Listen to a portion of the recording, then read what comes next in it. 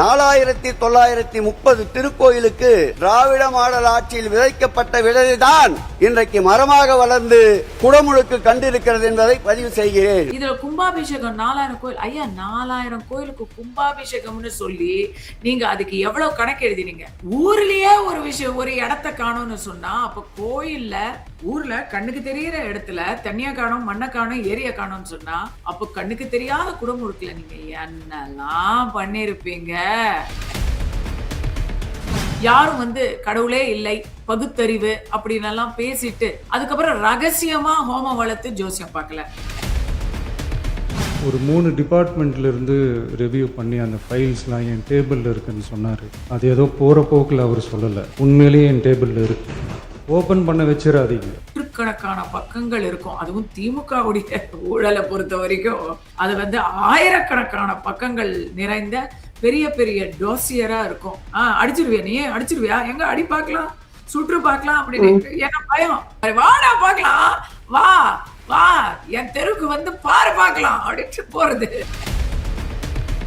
விஜய் அவர்களே, இந்த திருவத்தூர் கூட்டத்தின் வாயிலாக நான் சொல்கிறேன், இப்போதான் உங்களுக்கு கேடு காலமே ஆரம்பிச்சிருக்கு. இப்போ RS பாரதி அவர்கள் விஜயை பார்த்து நேரடியா உங்களுக்கு கேடு காலம் ஆரம்பிச்சிருச்சு, பகுத்தறிவு அப்படியே பொங்கி வருவதை நான் பார்க்கிறேன். அம்மா, இதுக்கு எதுக்கு நீங்க பகுத்தறிவு புண்ணாக்குன்னு பேசிக்கிட்டு அந்த பருத்தி மூட்டை கோடான்லயே இருந்திருக்கலாமே? சாபம் கொடுத்துக்கிட்டு இருக்கிறீங்க. இன்னும் மண்ணை வாரி தூத்தாததுதான் மிச்சம். என்ன சொல்லிருவீங்க? பாலியல் குற்றம், போதை கலாச்சாரம், இதானே சொல்லிருவீங்க. அந்த 2 காரணங்கள் மிகப்பெரிய காரணங்கள். Biggest issues, election issues. People voted overwhelmingly against DMK மேல வெறுப்பு வர காரணமாக இருந்த விஷயம். அவங்க ஆரம்பிச்சு வச்சதுதான், அவங்க தான் அதுக்கு பொறுப்பெடுத்து வெக்கி தலை குனியணும். ஆனா அவங்க பழிய ஃபுல்லா அந்த இடத்துல குப்பைய போட்டுக்கிட்டே இருந்தாங்க 5 வருஷம். கூட்டம் கிளம்புறவங்களை பார்த்து பத்தியா எவ்வளவு குப்பை இருக்கு, இதா குப்பை தான் இருக்கு, இப்படி டெய்லி சொல்லிக்கிட்டு இருக்காங்க.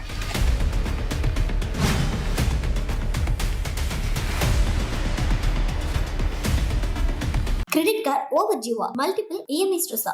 இனி ஒரே EMIல ஈஸியா மேனேஜ் பண்ணலாம். Power of one EMI. இப்போ கலைஞர் அவர்கள், நீங்க யாரு மஞ்சள் துண்டு போட்டா அப்படின்றது எல்லாருக்கும் தெரியும் அப்படின்னு அமைச்சர் நிர்மல்குமார் அவர்கள் ஒரு விஷயத்த சொல்றாங்க. ஸோ இல்லாதவங்களை, இறந்தவங்களை பத்தி இந்த மாதிரி சட்டமன்றத்தில் எழுத்து பேசுறது அப்படின்றது நாகரிகமான செயலாமா? இல்ல, அவர் மஞ்சத்துண்டு போட்டது என்ன? அப்போ அது ஏதாவது மஞ்சத்துண்டு போட்டாங்க அப்படின்னு சொன்னா அதுல ஏதாவது அநாகரிகம் இருக்கா? இல்ல, அவரும் ஜோசியரை பார்த்துதான் இந்த மாதிரி அவங்க வேட்பு மனு எல்லாம் தாக்கல் செய்யறது கூட. ஏன் அது திமுகவை பார்த்து அந்த கேள்வி வருதுன்னா, விஜய் அவர்கள் ஜோசியம் பார்த்து தன்னுடைய பர்சனல் அஸ்ட்ராலஜரை வச்சு எல்லாத்தையும் பண்றாரு, அரகஜா போட்டு வச்சுக்கிறாரு, போன்ற விஷயங்கள்லாம் யாரும் மறுக்கல. யாரும் கடவுளே இல்லை, பகுத்தறிவு அப்படின்னு எல்லாம் பேசிட்டு அதுக்கப்புறம் ரகசியமா ஹோமம் வளர்த்து ஜோசியம் பார்க்கல இல்லையா? சோ அந்த இரட்டை வேடம் கேள்வி கேட்கக்கூடிய ஒன்றுதான். அந்த இரட்டை வேடத்தை மக்களுமே நிராகரிச்சிருக்கிறாங்க தான். ஆனா கலைஞர் அவர்களுடைய பெயரை கருணாநிதினு சொன்னதுக்காகவே மன்னிப்பு கேட்டாரு விஜய் அவர்கள். அதை நினைவுல வச்சுக்கிட்டு இது பாருங்க, ஃபர்ஸ்ட் ஆஃப் ஆல் ஒண்ணு, இது டிபேட் கிடையாது. பல பேர் இன்னைக்கு தாவேகால அமைச்சர் இருக்கிறவங்க டிபேட் பின்னணி கொண்டவங்க. திரு ரமேஷ், திரு ராஜ்மோகன், திரு நிர்மல் குமார், ஆதவ் அர்ஜுனா அவர்கள், முஸ்தபா அவர்கள், இன்னும் பலர் இந்த மாதிரி டிபேட்ல இருந்து வந்த கீர்த்தனாவுடைய கன்னி விவாதமே கஸ்தூரியோட தான். அப்ப 2 பேரும் ஒரே சைடு பேசணும்.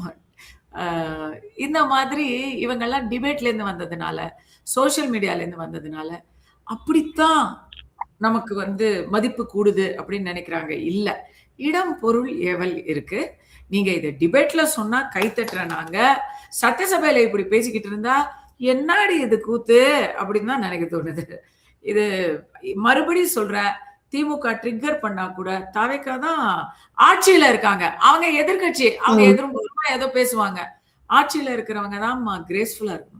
இப்போ சேகர் பாபு அவர்கள் எந்திரிச்சு ஒரு விஷயத்த பேச ஆரம்பிக்கிறதுக்கு முன்னாடியே இறைவனுக்கு வந்த சோதனை அப்படின்னு சொல்லிட்டு சில விஷயங்களை பேச ஆரம்பிக்கிறாரு. அவர் இந்த இறைவனுக்கு வந்த சோதனைன்னு எதை குறிப்பிடுறாரு? அறநிலையத்துறை ரமேஷ் அவர்கள்ட்ட போயிருச்சு அப்படின்னா, இல்ல தாவேக வின் பண்ணிருச்சுன்னா, எதை மீன் பண்ணி அவர் இப்படி ஒரு விஷயத்த சொல்லி ஆரம்பிக்கிறாரு? அவரு பாவம், அவருக்கு தான்மா சோதனை. என்ன கேட்டா இறைவனுக்கு வந்த சோதனைய சேகர் பாபு தான். இப்ப அந்த சோதனை நீங்கிருச்சு. அவரு திருத்தணி போனாரு. திருத்தணி போன இடத்துல முன்னாள் அறநிலையத்துறை அமைச்சர் என்றும் பாராமல் காவலர் அவருடைய பணியை கரெக்டா செஞ்சுட்டாரு. பாஸ் இருக்கா? இல்ல. இருங்க ஐயா அப்படின்னு அவர் போன் பண்ணிட்டாரு. சோதனை அப்படிங்கிறது சேகர் பாபு அவர்களுக்கு சோதனை செஞ்சுட்டாங்க. கார சோதனை செஞ்சுட்டாங்க. அவருக்கு ஏன் சோதனை ஆயிடுச்சு. அந்த வேதனையில அவர் வந்து பேசுறாரு. இருக்கட்டும். இந்த அவர் இன்னைக்கு வந்து அறநிலையத்துறையில இருக்கக்கூடிய ரமேஷ் தம்பி வந்து நல்லா பண்ணிட்டு இருக்காப்புல. அறநிலையத்துறையில இருக்கக்கூடிய முறைகேடுகளை அவர் வெளிக்கொண்டு வந்து பேசுறாருன்னா பேசட்டும். அதுல எத்தனை விஷயங்கள்ல அவங்க அமைச்சர்கள் அவரையும் சேர்த்து சம்பந்தப்படாம இருக்கிறாங்க அப்படிங்கறது நம்ம பார்ப்போம். ஓகே. ஸோ அவர் ஒரு விஷயத்த மென்ஷன் பண்ணியிருக்காரு. நாங்கள் கிட்டத்தட்ட 4000 கோவில்களுக்கு, கிட்டத்தட்ட 4900 கோவில்களுக்கு மேல வந்து நாங்கள் குடமுழுக்கு பண்ணியிருக்கோம் எங்களுடைய ஆட்சி காலத்துல. ஆனா ரமேஷ் அவர்களுடைய ஆட்சி காலத்துல வந்து கிட்டத்தட்ட 3000 கோவிலுக்கு தான் குடமுழுக்கு பண்ண முடியும்னு ஒரு அறிவிப்பு கொடுத்திருக்கிறாரு. நான் இதை வன்மையா கண்டிக்கிறேன். நாங்க தான் வந்து இந்து சமய அறநிலையத்துறையில இருக்கும்போது கோவில்களுக்கு பல விஷயத்த பண்ணியிருக்கோம் அப்படின்றாரு. இதை எப்படி பாக்குறீங்க? ஏன்னா அமைச்சர் அவர்கள் அதுக்கு ஒரு ரிப்ளையும் கொடுத்திருக்காரு. அவர் என்ன சொல்லியிருக்காருங்க? அவர் என்ன சொல்லியிருக்காருன்னா, கிட்டத்தட்ட 2000க்கும் மேற்பட்ட கோயில்களுக்கு தான் நீங்க உண்மையாவே குடமுழுக்கு நடத்திருக்கீங்க. கிட்டத்தட்ட 844 அறிவிப்பை கொடுத்துட்டு அதுல முழுசா 79 அறிவிப்புகளை கூட நிறைவேற்றாம எல்லாத்தையும் தாவேக்க தலையில கட்டிட்டு நீங்க போயிட்டீங்க, அப்படிதான் பேசுவீங்க அப்படின்னு இருக்காரு. இதோட நான் இன்னொரு விஷயத்த சொல்றேன். குடமுழுக்கு சொல்லுங்கம்மா. பண்ணிருக்கேன்னு பெருமை அடிச்சுக்கிறாங்கல்ல, அந்த குடமுழுக்க கோயில்ல வரக்கூடிய கோயில் நிதியில இருந்து பண்றாங்களா, அறநிலையத்துறையில இருந்து பண்றாங்களா, அரசு நிதியில இருந்து பண்றாங்களான்னு கேட்டா இல்ல. இது எதுவுமே இல்ல. மறுபடி குடமுழுக்கு பண்றோம்னு சொல்லி ஸ்பான்சர் புடிச்சு பக்தர்கள் கிட்ட டொனேஷன் வாங்கி நீங்க பண்றீங்க. இதுல அரசுடைய பங்களிப்பு எந்த அளவு இருந்திருக்கு திமுக ஆட்சியில? இந்த கேள்வியை இன்னும் ஒரு வருஷத்துல நம்ம ரமேஷையும் கேட்போம். ஓகேயா? இந்த அரசையும் நான் கேட்போம். ஆனா போன அரசுல நாங்க பார்த்தோம். கோயில் சொத்தை கொள்ளடிக்கிறது, குறைந்த வாடகைக்கு கொடுக்கறது, மீட்டுட்டோம்னு சொல்றாங்க. சில இடங்களை மீட்டாங்கிறதுல மாற்றுக்கிறது இல்ல. பட் நீங்க மீட்டதுன்னு பாத்தீங்கன்னா உங்களுடைய கான்ட்ராக்ட்ல இருந்தது எல்லாமே மீட்டிருக்கணும் இல்ல. அவங்க என்ன பண்ணுவாங்க, மீட்டு அவங்க ஆட்களுக்கு புது கான்ட்ராக்ட் போட்டு கொடுப்பாங்க. இதெல்லாம் நடந்திருக்கு போன இதுல ஆட்சியில. இதுல கும்பாபிஷேகம் 4000 கோயில். ஐயா 4000 கோயிலுக்கு கும்பாபிஷேகம்னு சொல்லி நீங்க அதுக்கு எவ்வளவு கணக்கு எழுதினீங்க? பெயிண்டிங் கான்ட்ராக்ட், பேரிகேடு போறதுக்கு கான்ட்ராக்ட், காரெல்லாம் வரதுக்கு பாதை போட்ட கான்ட்ராக்ட், எத்தனை கான்ட்ராக்ட்? கோயில்ல அறிவியல் பூர்வமா நீங்க எவ்வளவெல்லாம் கமிஷன் கலெக்ஷன் கரப்ஷன் பண்ணீங்க அப்படிங்கிறதுக்கு இன்னைக்கு வந்து புள்ளி விவரத்தோட அப்பவே சொல்லிக்கிட்டு இருந்தாங்க. இன்னைக்கு இன்னும் நல்லா தைரியமா எல்லாரும், அரசு சொல்லல, என்ஜிஓஸ் சொல்லிக்கிட்டு இருக்கிறாங்க. நீங்க போய் பாருங்க. சேஃப் டெம்பிள் ஆர்கனைசேஷனும் சரி, அறப்போர் இயக்கமும் சரி, என்ன போன்ற தனிப்பட்ட ஆக்டிவிஸ்டும் சரி, நாங்க சொல்லிக்கிட்டு இருக்கோம். ஒரு ஏரியே காணையா திருவண்ணாமலையில ஒரு ஏரியே காணும். அதுல இருந்த தண்ணியும் காணும், அங்க இருந்த மண்ணையும் காணும். சுத்தமா இல்லவே இல்ல. இதுதான் நீங்க திருவண்ணாமலையை காப்பாத்தின லட்சணமா? ஊர்லயே ஒரு விஷயம், ஒரு இடத்த காணும்னு சொன்னா, அப்ப கோயில்ல ஊர்ல கண்ணுக்கு தெரியற இடத்துல தண்ணியா காணும், மண்ணை காணும், ஏரியா காணும்னு சொன்னா, அப்ப கண்ணுக்கு தெரியாத குடமுழுக்குல நீங்க என்னெல்லாம் பண்ணிருப்பீங்க? 4000 கோயிலுக்கு. அதாவது சொல்லுவாங்க, எவனோ குடுமி சும்மா ஆடாதுன்னு சொல்லுவாங்க. 4000 கோயிலுக்கு நீங்க வரிஞ்சு நீங்க கும்பாபிஷேகம் பண்ணது உங்களுடைய தனிப்பட்ட பக்தியினாலா? ஏன்னா நீங்க சார்ந்த கட்சியில கோயிலுக்கு போறது முட்டாள்தனம். கடவுளை நம்புபவன் முட்டாள், கோயிலுக்கு செல்பவன் காட்டுமிராண்டி எழுதி செலவச்சிருக்கிறீங்க. அதுக்காக கேட்கிறேன். படிக்கிறது ராமாயணம், இடிக்கிறது பெருமாள் கோயில். அதுதான் திமுக. அப்படி இருக்கும் போதுல நீங்க வந்து நாங்க அறநிலையத்துறையில இது பண்ணிருக்கோம், அது பண்ணிருக்கோம், நீங்க பெருமை பீத்துக்கிறீங்களே. நீங்க எதையெல்லாம் பண்ணிருக்கீங்கன்னு கணக்கு பார்த்தா நீங்க முதல்ல எதையெல்லாம் எடுத்திருக்கீங்கிற கணக்கு தானே வருது. சேகர் பாபு அவர்கள் பதில் சொல்ல வேண்டிய காலம். இப்ப கேள்வி தானே கேட்கிறாரு. அவர் ஆக்சுவலி கேள்வியே கேட்க கூடாது, அவர் பதில் சொல்லணும். அதற்கான ஆவணவை இந்த அரசு கூடிய சீக்கிரம் எடுக்குமாறு கேட்டுக்கொள்கிறேன். ஓகே மேம், நீங்க சொல்றத பார்த்தா விஜய் சார் டேபிள்ல இருக்க ஃபைல்ல பலர் மாட்டுவாங்கன்னு நினைக்கிறேன். இல்லம்மா, அதையும் நான் பதில் சொல்றேன். அத விஜய் அவர்களே சொல்லியிருக்கணும். இல்ல அவருடைய அரசாங்க அதிகாரிகள் சொல்லியிருக்கணும். ஃபைலு என்னவோ ஃபைல்னா வந்து சின்னதா டயலாக் பேப்பர் மாரி ஃபைல் கிடையாது. விஜய் அவர்கள் அத பார்த்ததும் அப்படியே சொல்றதுக்கு. அதுல நூற்றுக்கணக்கான பக்கங்கள் இருக்கும். அதுவும் திமுகவுடைய ஊழல பொறுத்தவரைக்கும், அது வந்து ஆயிரக்கணக்கான பக்கங்கள் நிறைந்த பெரிய பெரிய டோசியரா இருக்கும். அத ஒரு நாள்ல பாத்துற முடியாது. பார்த்தாலும் அத அதிகாரிகளோட பேசணும். அதனால அவர் கரெக்ட்டா சொல்லியிருக்காரு. எப்ப சொல்லணுமோ, எப்ப பேசணுமோ அப்ப சொல்லுவேன். ஆதாரத்த சொல்லுவேன் அப்படின்னு நேத்து அழகா தெளிவா சொல்லியிருக்காரு. அதுல நான் எந்த தவறும் பார்க்கல. இவங்க வந்து அ எப்பவுமே அடிச்சிருவியா நீ? அடிச்சிருவியா? எங்க அடி பார்க்கலாம், சுற்று பார்க்கலாம் அப்படின்னு. ஏன்னா பயம். ஆ அடிச்சிருவியா நீ? அடிச்சிருவியா நீ? அடிச்சிருவியா நீ? அப்படின்னு பின்னாடி போய்க்கிட்டே இருப்பாங்க தெரியுமா? வடிவேலு மாரி. வாடா பார்க்கலாம். வா வா என் தெருவுக்கு வந்து பாரு பார்க்கலாம் அப்படின்ட்டு போறது. வந்துட்டா வீட்டுக்கு மட்டும் வந்துருப்பாரு அப்படின்னு அப்படியே சொல்லிக்கிறது தான். அதாவது பில்டிங் ஸ்ட்ராங்கு பேஸ்மெண்ட் வீக் அந்த மாதிரியா மேம்?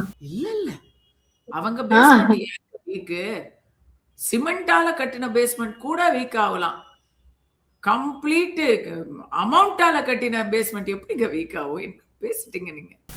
கரெக்ட் தான் மேம். நேற்று விஜய் சார் இந்த மாதிரி பேசுறதுக்கு அப்புறமா ஆர்எஸ் பாரதி அவர்கள் வந்து ஒரு மேடையில பேசுறாரு. அன்னைக்கு ஜெயலலிதாவுக்கு இருந்த அதே திமிரு இன்னைக்கு விஜய்க்கும் இருக்குது. விஜய்க்கு வந்து கேடு காலம் ஆரம்பமாயிருச்சு அப்படின்ற ஒரு வார்த்தையை சொல்றாரு.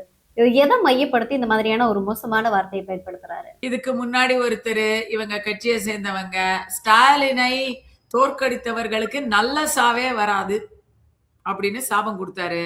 இப்போ ஆர்எஸ் பாரதி அவர்கள் வந்து விஜயை பார்த்து நேரடியா உங்களுக்கு கேடுகாலம் ஆரம்பிச்சிருச்சு அப்படின்னு சாபம் கொடுக்கிறாரு.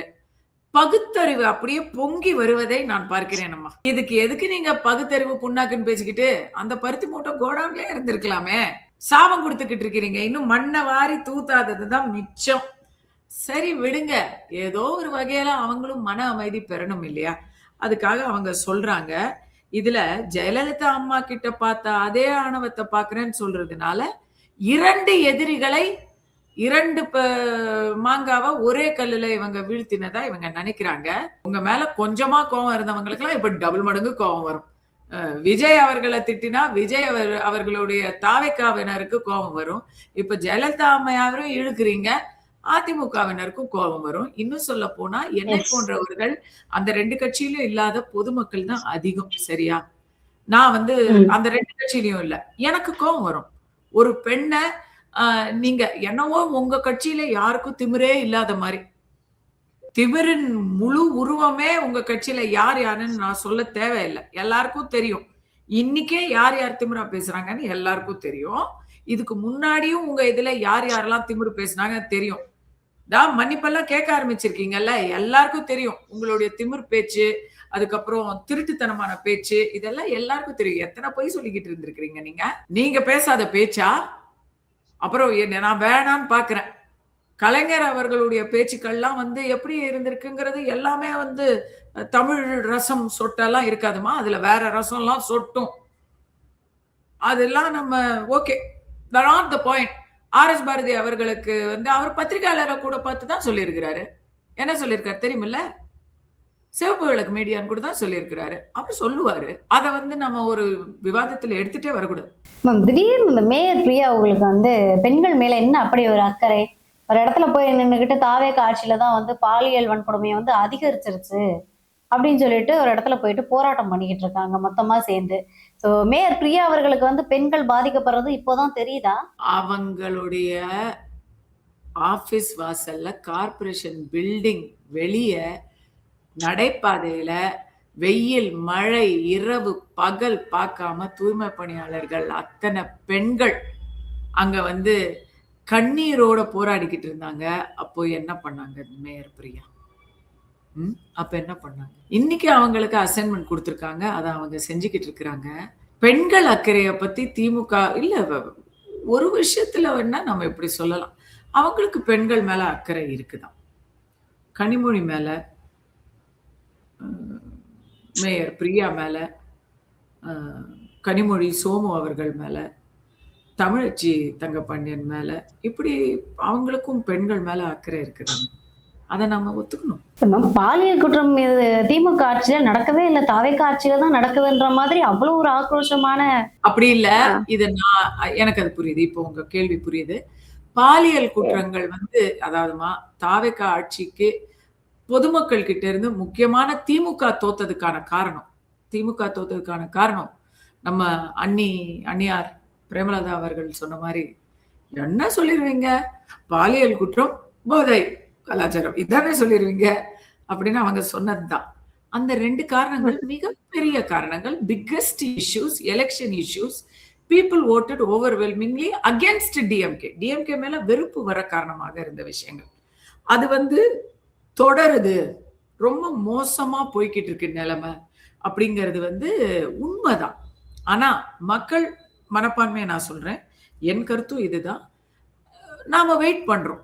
ஏன்னா 5 வருஷம் உடம்புல வந்து ஒரு சுகர் ஏறுதுன்னு வச்சுக்கோங்க, இல்ல பிளட் பிரஷர் ஏறுதுன்னு வச்சுக்கோங்க, இல்ல ஒரு புற்றுநோய் வளருதுன்னு வைங்க. 5 வருஷம் நீங்க அதை கண்டுக்கவே இல்லை.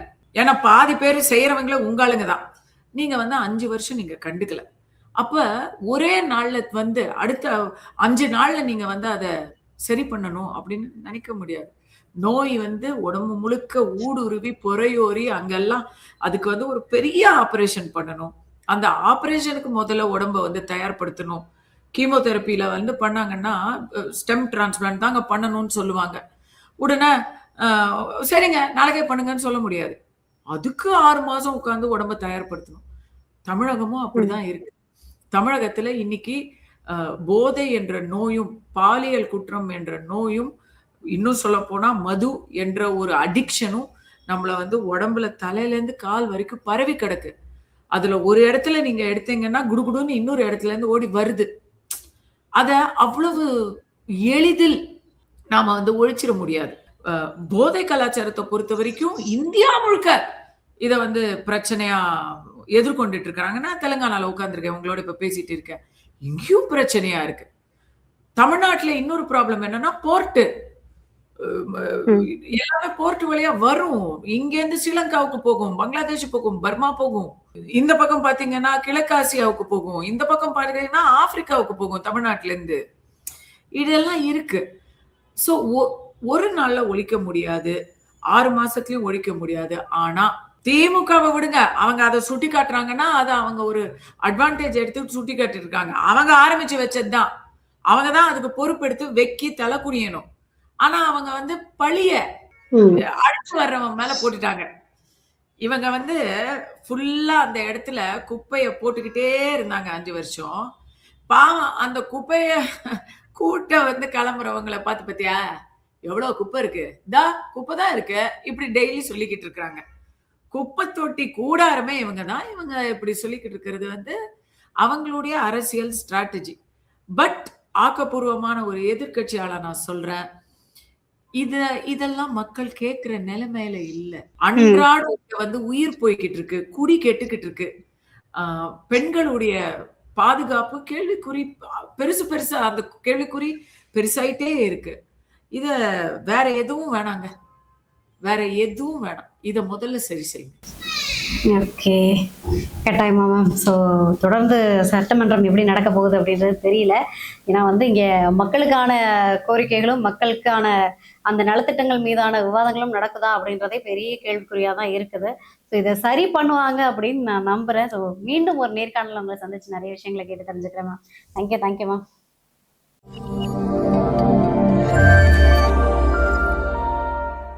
கிரெடிட் கார்டு ஓவர் ஜியூவா, மல்டிபிள் இஎம்ஐ ஸ்ட்ரெஸ்ஸா?